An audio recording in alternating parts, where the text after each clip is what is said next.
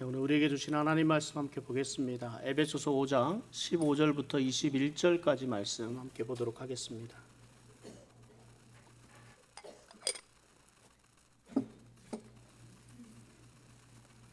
에베소서 5장 15절부터 21절까지 한 절씩 교독으로 하나님 말씀 봉독하도록 하겠습니다. 그런즉 너희가 어떻게 행할지를 자세히 주의하여 지혜 없는 자같이 하지 말고 오직 지혜 있는 자같이 하여 세월을 아끼라. 때가 악하니라. 그러므로 어리석은 자가 되지 말고 오직 주의 뜻이 무엇인가를 이해하라.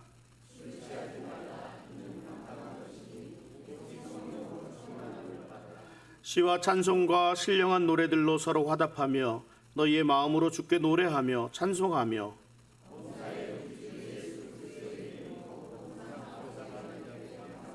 함께 읽습니다. 그리스도를 경외함으로 피차 복종하라. 아멘. 사도 바울은 우리 성도의 삶을 빛의 자녀처럼 행하라 이렇게 말씀하셨습니다. 지난주에 말씀을 드렸던 우리 빛의 속성에 대해서 다시 한번 살펴봅니다. 첫째, 빛은 드러나는 속성을 가지고 있습니다. 다른 사람들에게 자신의 모습이 그대로 드러납니다.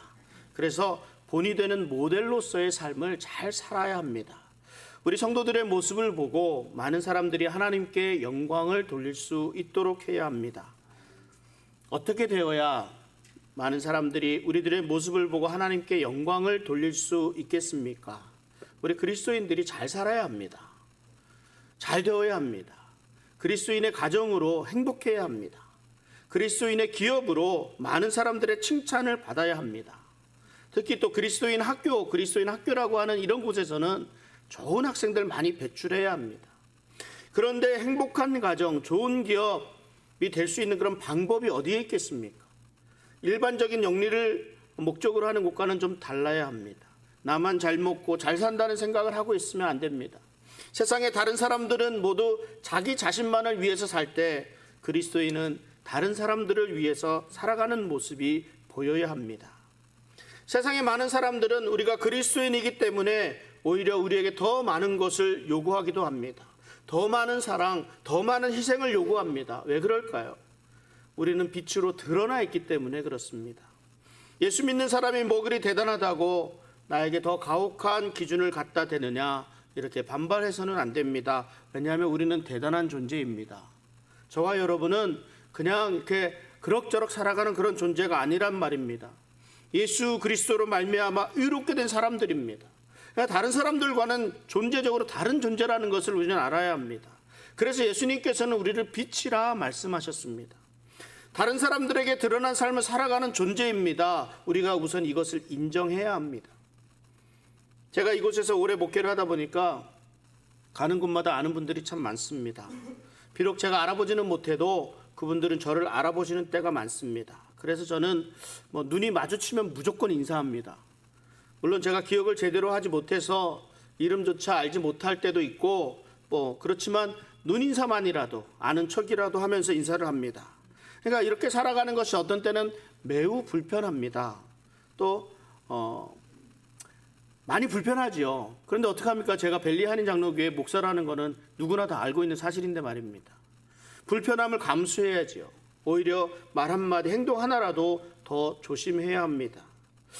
빛은 다른 사람의 모습을 비추어주는 특성이 있습니다. 내게서 빛이 나면 나로 인해서 다른 사람의 모습들도 함께 드러납니다. 나아가서 나로 인해서 다른 사람들이 더 높여지기도 합니다. 이 아리조나가 참 덥다고 하잖아요. 더운데 그 뜨거운 아리조나에서 살면서도 저는 한여름에 가끔 햇볕을 쬐러 바깥으로 나갑니다.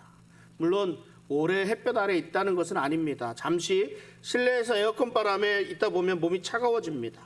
그래서 잠시 햇볕을 쬐게 되면 얼마나 따뜻한지 몰라요. 햇볕은 다른 사람들을 따뜻하게 해줍니다. 아침에 날이 밝아오게 되면 커튼을 걷게 됩니다. 그러면 방이 환해지잖아요. 햇볕으로 인해서 방 안에 모든 것들이 드러나게 됩니다.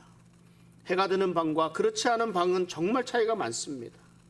그래서 이 빛이라는 것은 다른 사람을 따뜻하게도 하고 다른 사람을 드러나게도 하는 그런 특성을 가지고 있습니다. 우리 안에는 누구든지 내가 드러나고자 하는 마음들이 있습니다. 나의 헌신, 나의 수고, 이런 것들이 드러나서 다른 사람들이 모두 좀 알아주었으면 하는 것이 우리 모두의 마음이 아닌가 생각이 됩니다. 시기와 질투가 왜 일어나겠습니까? 내가 드러나기를 원하는 그 마음들 때문에 그렇습니다. 그러나 우리 성숙한 그리스도인들은 내가 드러나는 것이 아니라 나의 수고와 헌신을 통해서 다른 사람들이 세워지도록 합니다. 무슨 일을 하더라도, 우리가 어느 곳에서 어떤 일을 하더라도 그 일 가운데는 드러나는 사람이 있고 감추어지는 사람이 있습니다. 그런데 우리 매번 말하지요. 묵묵히 헌신하는 이들의 수고를 알아달라고 말입니다. 이 땅에 이름 없는 그리스도인에게 박수를 보낸다고 말입니다. 그런데요, 정작 내가 드러나지 않으면 내 자신은 힘을 잃게 됩니다. 실망합니다. 꼭 실패한 것만 같습니다. 다른 사람보다는 내가 더 인정받고 싶은 마음이 있기 때문에 그렇습니다. 이것은 사람들에게만 그런 것이 아니라 하나님에게도 마찬가지입니다. 그래서 저는 항상 기도하죠. 제 눈이 드러나지 않은 숨은 일꾼들을 항상 바라볼 수 있게 해달라고 기도합니다. 그리고 다른 사람들을 위해서 자신을 감추면서 수고하고 헌신하는 분들을 응원합니다. 성숙한 그리스도인은 자신을 통해 다른 사람들을 드러내는, 다른 사람들을 세워주는 그리스도인입니다. 빛이 또 어떤 특성을 가지고 있습니까? 더러운 것을 소독시켜주는 역할을 합니다. 정화시켜준다고 하죠. 우리가 먹는 고춧가루가 얼마나 독한지 우리 도마는 김치를 썰 때마다 빨개지고요. 우리의 반찬통들은 다들 이렇게 빨갛게 다 달아오르잖아요. 이럴 때 여러분 어떻게 합니까? 햇볕에 내다 말립니다. 햇볕에 내다 놓으면은 아주 원래대로 돌아가지는 않더라도 그 빨간 기운 다 이렇게 사라지고 맙니다. 우리가 덮고 자는 이불이 눅눅해지고 냄새가 나면 밖에 내다 널어놓습니다. 햇볕을 받고 소독이 됩니다. 사도 바울이 우리에게 어두움의 일에 참여하지 말고 오히려 책망하라 말씀하셨습니다. 이 사회의 어두움, 더럽혀진 것들을 소독하여 깨끗하게 하는 것이 빛의 자녀들의 해야 할 일입니다. 중요한 것은 어떻게 행하는 것이 우리가 빛의 자녀들처럼 살 수 있는가 하는 것입니다. 그래서 오늘 본문 시작을 그런즉 하면서 시작을 합니다. 우리가 빛의 자녀들로 살아가는데 그 삶이 무엇인가를 말씀합니다. 우리가 처음 신앙생활을 시작하게 되면 부딪히는 문제가 있습니다. 내가 누구인가 하는 그런 문제입니다. 예수님, 나는 죄인입니다. 죽을 수밖에 없는 죄인을 예수님께서 사랑해 주셔서 나를 위해 십자가에 달리시고 나를 위해 죽으시고 나를 위해 다시 살아나셨습니다. 그 사랑의 예수님이 나의 예수님임을 고백합니다. 예수님, 내 안에 들어오셔서 이제 나는 나의 주님으로 나를 인도하여 주시옵소서. 예수님을 영접한 우리들은 하나님의 자녀가 되었습니다. 하나님의 자녀된 우리는 하나님의 영광을 위해 살아가야 하는 목적이 생기게 됩니다. 어떻게 그 목적을 이루는 삶을 살 수 있을까? 바로 이 어떻게라는 부분이 우리가 매일 생각하고 매일 행동해야 할 그리스도인의 살아가는 삶이 되어야 합니다. 사도 바울은 어떻게 행할 것을 자세히 주의하여 지혜 있는 자같이 행하라고 말씀합니다. 우리의 삶, 그저 되는 대로 사는 삶이 아닙니다. 뚜렷한 목적이 있고 뚜렷한 철학이 있습니다. 살아가야 할 이유가 있습니다. 하나님의 자녀로서의 삶, 빛의 자녀로서의 삶, 주님이 기뻐하시는 삶을 살아가야 합니다. 바울은 이 삶을 지혜 있는 자의 삶으로 말씀합니다. 지혜 있는 자의 삶은 시간을 소중히 여깁니다. 16절에 세월을 아끼라 말씀합니다. 이 말은 곧 낭비하고 있는 시간들이 너무 많다는 말입니다. 이 헬라 문화권에 있는 사람들은 이 시간을 표현하는데 세 가지 단어를 사용합니다. 아이온, 크로노스, 카이로스라는 말을 사용합니다. 이 아이온이라는 말은 24시간 365일 돌아가는 그런 시간들을, 일반적인 시간들을 가리킵니다. 크로노스라는 말은 역사적인 시간입니다. 1988년도에 한국의 서울에서 올림픽이 있었다. 2002년도에 한일 월드컵이 있었다. 2019년도에 팬데믹으로 코비드 팬데믹이 있었다 하는 이런 시간들을 가리킬 때 크로노스라는 말을 사용합니다. 그러니까 아이온과 크로노스라는 말은 우리가 일반적으로 사용하는 이런 시간의 개념입니다. 또 다른 한 가지 카이로스라는 말은 상황적 시간이에요. 오늘 본문에서 사용된 이 세월을 아끼라, 이때 사용된 이 세월이라는 말에는 카이로스라는 말이 사용되었습니다. 성경에서는 이 카이로스를 하나님의 때라 이렇게 해석을 합니다. 이 카이로스의 시간은 때에 따라서는 길어지기도 하고 때에 따라서는 순간적으로 짧아지기도 합니다. 그래서 사도 베드로는 천년이 하루 같고 하루가 천년 같다라고 고백하기도 합니다. 우리가 하나님의 자녀가 된 그 시점부터 우리에게는 새로운 시간의 개념이 들어오게 됩니다. 바로 하나님의 때라는 이 카이로스의 시간의 세계가 우리를 지배하게 됩니다. 그러니까 우리 삶의 우선순위가 바뀌게 되는 거예요. 시간이 멈추어 있지 않습니다. 시간을 물릴 수도 없습니다. 시간을 다시 되돌릴 수도 없습니다. 하나님의 때 우리가 해야 될 그 시간은 그 시간 그대로 놓여 있는 거예요. 여러분의 생각에 어떤 시간들이 낭비되는 시간이라고 생각하십니까? TV를 보고 잡담하고 밥 먹는 시간, 운전하는 시간, 그래서 어떡합니까? TV를 보면서 달리기도 하고 또 시간이 아까우니까 이야기를 하면서 손으로는 다른 일을 계속 하기도 합니다. 밥을 먹으면서 책을 보기도 하고 운전을 하면서 또 전화 통화도 합니다. 왜 그래요? 시간이 아까우니까 어떻게 해서든 좀 이렇게 할 일들을 같이 이렇게 한번 해보자. 이거잖아요. 모두 맞는 말입니다. 한 가지 일에만 전념하기에는 우리는 시간이 너무나 아깝습니다. 할 수 있으면 한 번에 여러 가지 일을 하고 싶습니다. 그런데요, 우리는 좀 다른 시각으로 이 시간의 개념을 좀 볼 수 있어야 합니다. 어떤 시간이 낭비하는 시간인가? 아마 의미 없는 시간이 낭비하는 시간이 아닐까. 가만히 앉아 있다고 해서 그 시간이 낭비하는 시간이라고 할 수는 없습니다. 가만히 앉아 있으면서 무엇인가를 정리하고 나에게 충분한 쉼을 준다 그러면 그것은 충분히 가치 있는 시간입니다. 잠자는 시간보다는 운동하는 시간이 더 가치가 있다고 생각되니까 잠을 택하기보다 운동을 택하는 사람들이 많이 있습니다. 그러나 정말 잠이 부족한 사람에게는 그 시간 충분하게 잠을 자주는 것이 오히려 더 건강할 수 있습니다. 밥 먹는 시간이 아까워서 드라이브 스루를 이용해서 햄버거 하나 사서 햄버거 먹으면서 책을 보고 공부를 하고 이런 때가 있었습니다. 그런데 이 밥 먹는 시간만큼이라도 여유를 가지고 휴식을 취한다면 그 시간이 조금 길어진다고 해도 낭비하는 시간이 아닐 것입니다. 우리가 어떻게 의미 있는 시간을 보낼 것인가를 생각해 보아야 합니다. 여러분은 세월을 아끼라 하는 이 말 가운데서 사도 바울이 안타깝게 외치는 소리를 들을 수 있어야 합니다. 내 자신에게 가장 소중한 시간을 하나님을 만나는 데 사용할 수 있기를 바랍니다. 많은 시간을 하나님을 위해 사용할 수 있는 성도님들 되시기 바랍니다. 이 말에는 여러 가지 의미가 들어 있습니다. 하나님은 우리에게 하나님의 시간을 주셨습니다. 하나님을 모르는 사람들은 동일하게 24시간 365일을 가지고 있다고 하겠지만 우리에게는 하나님의 시간이 있습니다. 하나님이 공부하는 때를 주셨으면 지금은 공부하는 때입니다. 하나님이 일을 하도록 하는 시간을 주셨으면 지금은 일하는 것에 가장 큰 의미를 두어야 할 때입니다. 하나님이 가정을 위해 허락한 시간들 가정을 위해서 최선을 다할 때 지혜 있는 사람이 되는 줄 믿습니다. 하나님께서 지금 내가 무엇하기를 원하시는가에 따라서 우리의 움직임, 우리의 행동, 우리의 시간의 우선순위가 달라져야 합니다. 그러므로 성경은 지혜 있는 사람은 하나님의 뜻이 무엇인지 분명히 알아야 된다고 말씀합니다. 우리 에베소 5장 17절 말씀을 다시 한번 같이 읽어보겠습니다. 그러므로 어리석은 자가 되지 말고 오직 주의 뜻이 무엇인가 이해하라. 우리의 우선순위에서 가장 중요한 것은 나를 통한 하나님의 뜻이 무엇인가를 아는 것입니다. 우리는 이것을 소명이라 부릅니다. 하나님이 나를 무엇 때문에 부르셨는가, 이 문제예요. 크게는 이게 소명이지만 조금 축소해서 생각하면 지금 내가 하고 있는 일이 무엇인가 하는 문제입니다. 내 가정과 내가 만나고 있는 사람들, 그리고 내가 하고자 하는 일들이 과연 하나님이 원하시는 일인지, 하나님이 나를 통해서 무엇을 하고자 하시는 것인지를 알고 싶은 것입니다. 하나님은 기도하는 사람에게 분명한 하나님의 뜻을 나타내십니다.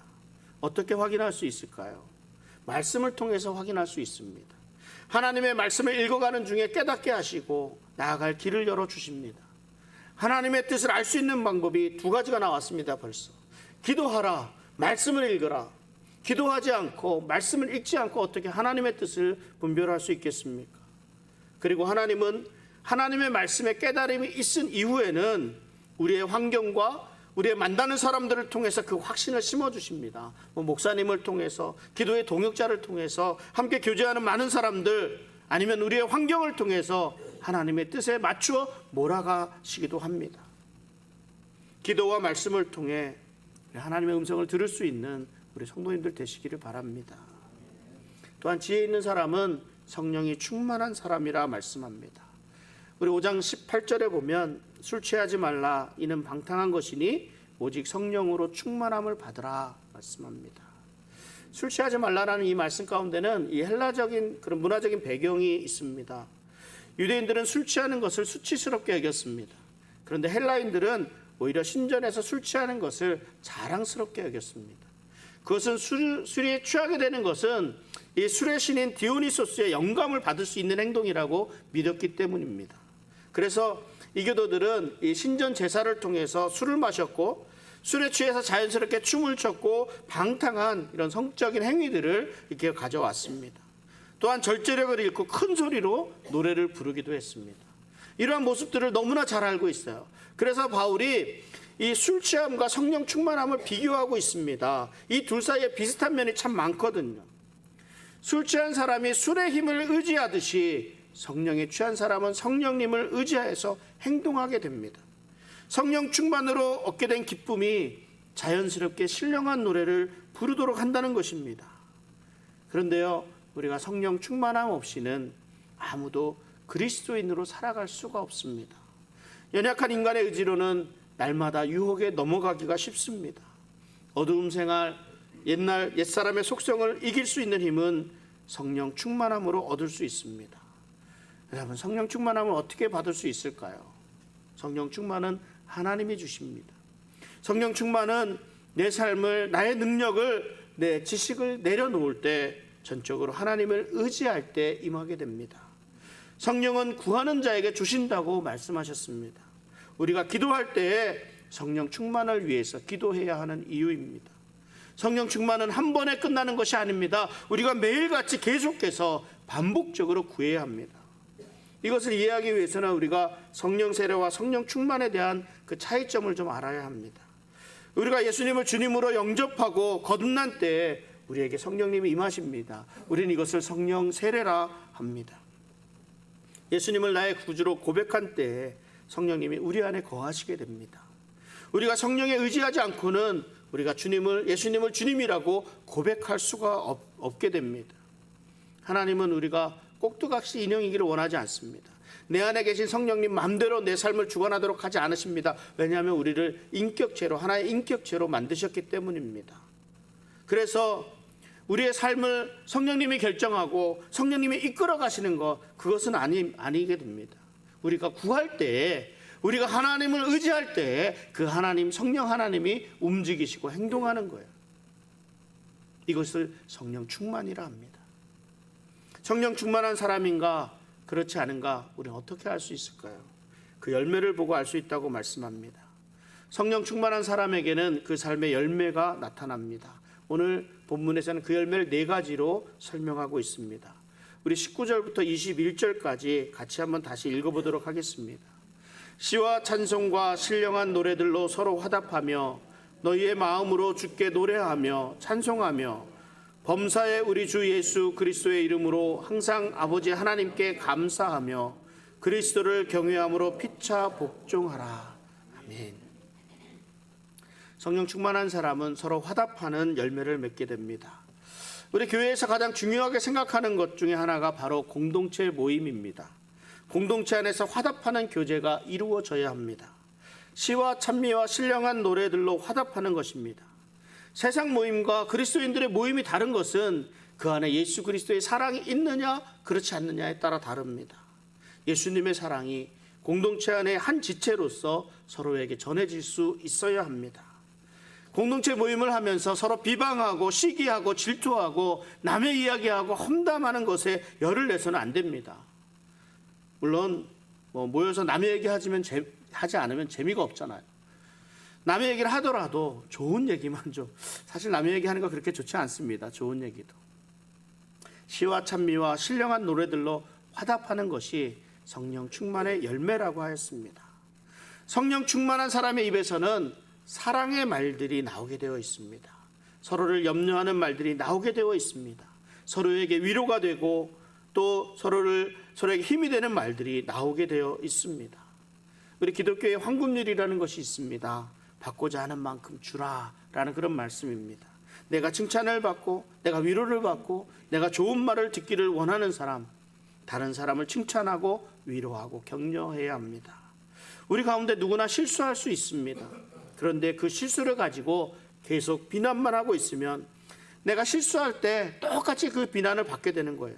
누군가 실수하면 그 실수를 용납하고 품어줄 수 있어야 합니다. 그러면 다른 사람도 다른 것을 품을 수 있는 사람으로 변화되지 않겠습니까? 어느 사람이 천국과 지옥을 동시에 경험하게 되었다고 합니다. 지옥에 가보니까 모든 사람들이 삐쩍 먹지 못해서 삐쩍 말라서 있다고 해요. 반면에 천국에 가보니까 뭐 활기가 넘쳐 있고 다들 그냥 얼굴색들이 좋다 그럽니다. 식사 때가 돼서야 그 이유를 알게 되었습니다. 식사 준비를 하고 있는데 지옥에 가보니까 자기 팔보다 긴 수저가 있답니다. 그 수저로 밥을 떠서 먹으려고 하니까 이게 자기 입에 들어갈 수가 없어요. 자기 팔보다 기니까. 그냥 푸지도 못하고 어떻게 해서 퍼서 먹으려고 하니까 입에 댈 수가 없습니다. 그러니까 어떻게 먹을 수 있겠습니까? 밥이 있어도 먹지를 못하니까 점점 야유어 갑니다. 반면에 천국에 가보니까 그곳에도 똑같은 수저가 있어요. 그런데 어떻게 해요? 다른 사람을 먹여주잖아요. 그 모습을 보면서 서로 먹여주게 되는 그 모습을 보면서 배불리 먹어서 이렇게 됐구나라는 것을 볼 수 있습니다. 좀 우스웁지만 우리에게 교훈을 주는 이야기입니다. 서로 화답한다는 것은요, 내 것만을 생각하고 내 중심으로만 살아간다면 있을 수 없는 일입니다. 다른 사람을 배려하고 다른 사람 중심으로 생각해 보아야 합니다. 그리고 그 안에 우리 그리스도의 사랑이 스며 있어야 합니다. 나 혼자만의 신앙생활이 아니라 함께하는 신앙생활입니다. 언제나 하나님을 찬양하고 노래하며 서로를 위하고 화답하는 열매를 맺는 우리 벨리 한인 장로교회 성도님들 되시기를 바랍니다. 또한 이 성령 충만한 열매는 마음으로 주님을 노래하고 찬송하는 것을 말씀하고 있습니다. 성령 충만한 사람은 그 입에서 찬양 소리가 끊이지 않습니다. 마음으로 노래한다는 것이 무엇일까요? 내 찬송이 나의 마음의 고백임을 의미하는 것입니다. 내 입술로 부르는 노래가 나의 신앙 고백이 됩니다. 그리고 하나님이 내 삶의 주인인 것을 노래합니다. 찬송합니다. 고백하는 거예요. 우리들의 입술을 통해 부르는 찬양에는 능력이 있습니다. 상처받은 마음이 찬양을 통해 치유를 받습니다. 낙심하고 지쳐있는 나에게 찬양을 통해 새로운 힘을 공급받을 수 있도록 합니다. 또한 성령 충만한 사람은 감사하는 사람입니다. 우리는 하나님의 구원의 선물을 이미 받은 사람입니다. 그러므로 우리의 남은 삶은 감사하는 삶일 수밖에 없습니다. 그럼에도 불구하고 우리는 이 사실을 미처 깨닫지 못하고 있습니다. 그런데 이 사실을 깨닫게 해주시는 분이 성령님이세요. 성령 충만함은, 그래서 성령 충만한 사람은 늘 감사하는 삶을 살아가게 됩니다. 내게 주어진 삶이, 내게 주어진 모든 것이 모두 감사할 제목임을 고백할 수 있습니다. 성령 충만한 사람은 또한 피차 복종하는 사람이라 말씀합니다. 성욕, 식욕, 그 다음 가는 명예욕, 권력욕이라고 할 수 있습니다. 그 중에서도 권력에 대한 욕심은 참으로 끝이 없습니다. 그 이면에 무엇이 있습니까? 내 마음대로 무엇인가를 해보고자 하는 그런 해보고 싶어하는 욕구가 있습니다. 우리가 골목길에서 소꿉놀이를 하더라도 대장이 있고 부하가 있지 않습니까? 누구나 대장을 해보고 싶어합니다. 왜냐하면 모두가 대장이 시키는 대로 해야 하기 때문에 그렇습니다. 그런데 성령 충만한 사람은 오히려 복종하는 사람이라고 말씀합니다. 무엇에 복종합니까? 우리 그리스도를 경외함으로 피차 복종하라 말씀합니다. 용꼬리가 되는 것보다 닭머리가 되는 것이 좋다라는 그런 말이 있습니다. 그만큼 누군가의 머리가 되는 것은 이게 모두가 좋아합니다. 그런데 예수님 때문에 머리가 되지 말라고, 머리가 되는 것을 포기하라 이렇게 말씀합니다. 오히려 순종의 자리, 복종의 자리에 서 있을 것을 말씀합니다. 우리가 가질 수 있는 참된 리더십은 우리 그리스도의 권위에 있습니다. 교회의 머리는 예수님이십니다. 그런데 우리가 모두 머리의 위치에 서려고 하는 그런 욕심을 부립니다. 성령 충만한 사람은 자신의 본분을 너무나 잘 알고 있습니다. 그래서 자신의 위치에서 자신의 사역을 감당합니다. 그렇기 때문에 복종할 수 있는 거예요. 그리스도를 경외함으로 내 생각, 내 경험에 옳은 것 같지만 우리는 더 큰 권위, 그리스도의 권위 아래서 복종하게 됩니다. 이것이 교회가 하나 될 수 있는 비결입니다. 이 시대를 살아가는데 가장 중요한 지혜는 성령 충만을 받는 것입니다. 성령 충만한 사람이 되어서 서로 화답하고 하나님께 찬양하며 감사하며 순종하는 성도님들 되시기를 바랍니다. 말씀을 정리합니다. 지혜로운 사람은 시간을 아낄 줄 아는 사람입니다. 지혜로운 사람은 하나님의 뜻이 무엇인지 잘 분별할 수 있는 사람입니다. 지혜로운 사람은 성령 충만한 사람입니다. 브라이언 로드니 리버의 유명한 기도문이 있습니다. 하나님이여 내게 이러한 것을 주시옵소서. 3가지, 냉정함과 용기와 지혜를 허락해 주시옵소서. 냉정함이란 무엇입니까? 할 수 없는 것, 고쳐질 수 없는 것을 그대로 받아들일 수 있어야 합니다. 죽은 사람은 다시 살아날 수가 없다는 거 우리가 알지 않습니까? 그러나 우리 많은 사람들이 그것에 대한 미련을 버리지 못하고 살아갑니다. 계속 마음속에 품고 있습니다. 이때 가져야 하는 것이 냉정함입니다. 용기란 무엇입니까? 노라고 대답할 수 있는 그리스도이라는 책이 있습니다. 책임을 지고 싶어 하지 않는 사람들은요, 그 말이 분명하지 않습니다. 예스나 노의 구분이 분명하지 않기 때문에 많은 사람들에게 혼란을 주기도 합니다. 내가 분명하게 대답하지 않는다는 것은 내가 한 말에 대한 책임을 지는 것을 두려워한다는 말입니다. 좀 용기가 없는 사람이라 할 수 있습니다. 우리 그리스도인은 옳은 것은 옳다, 틀린 것은 틀렸다라고 말할 수 있어야 합니다. 예스와 노를 분명히 해서 혼란을 주고서는 안 됩니다. 할 수 없는 것은 할 수 없다, 할 수 있는 것은 할 수 있다, 분명히 해야 합니다. 이것이 용기라 할 수 있습니다. 남들 다 하니까 이 정도는 괜찮겠지, 어두운 일에 참여하는 자가 되지 말아야 합니다. 과감히 놓으라고 안 됩니다 하면서 용기를 내는 진정한 그리스도인이 될 수 있기를 바랍니다. 또한 지혜를 구합니다. 이 지혜란 무엇입니까? 옳은 것과 그른 것, 고칠 수 있는 것, 고칠 수 없는 것, 할 수 있는 것, 할 수 없는 것, 이런 것들을 구별할 수 있는 능력이 지혜입니다. 이 지혜는 성령 충만함으로부터 비롯됩니다.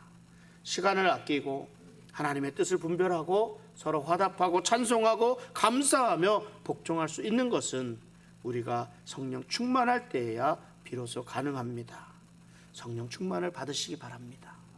그래서 지혜로운 자로, 빛의 자녀로 하나님께 받은 사명, 하나님이 기뻐하시는 삶을 살아가는 우리 벨리한인 장로교회 성도님들 되시기를 주님의 이름으로 축원합니다.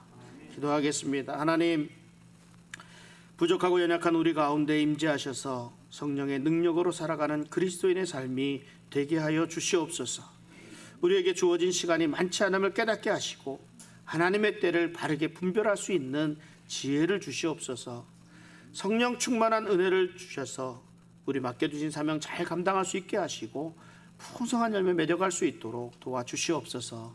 예수 그리스도 이름으로 기도하옵나이다. 아멘.